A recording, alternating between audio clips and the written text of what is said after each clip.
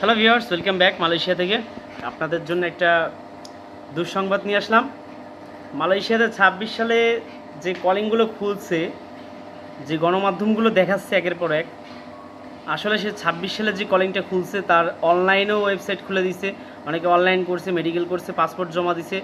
কিন্তু এই বিগত ২-১ দিনের মধ্যে মালয়েশিয়া পুরোপুরি বন্ধ করে দিছে। একটা লোকও আসতে পারে নাই এখনও। আর যারা মেডিকেল আপাতত করেন নাই তারা করবেন না, পাসপোর্ট জমা দেবেন না, টাকাও এজেন্সিতে জমা দেবেন না।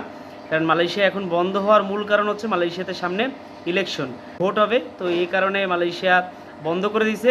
আর যারা অবৈধ আছেন তাদের উদ্দেশ্যে একটা কথা বলতে চাই, অবৈধদের বৈধতা দিবে না। কারণ মালয়েশিয়ায় যেই ইলেকশন হবে, যে ভোটাভুটি হবে, সেখানে যে বিরোধী দল আছে তারা সেটা নিয়ে ঝামেলা করতেছে। তো অবৈধ লোকরে বৈধতা দেওয়ার কোনো চান্স নাই। অতএব যত অবৈধ লোক আছে তাদের ধরে দেশে পাঠাবে। এটাই আপনাদের জানাচ্ছিলাম যে মালয়েশিয়ার কলিং পুরোপুরিভাবে বন্ধ করে দিছে, আর অবৈধদের বৈধতা দিবে না। আর যারা মালয়েশিয়া আসতে যাচ্ছে, যারা মেডিকেল করতে যাচ্ছে বা যে কোনো এজেন্সির মাধ্যম ধরছে, অবশ্য তাদেরকেও বলে দেবেন যাতে মালয়েশিয়াতে বন্ধ করে দিছে, অবশ্যই প্রতারকের শিকার যেন না হয়, মেডিকেল যেন না করে, পাসপোর্ট যেন না জমা দেয়।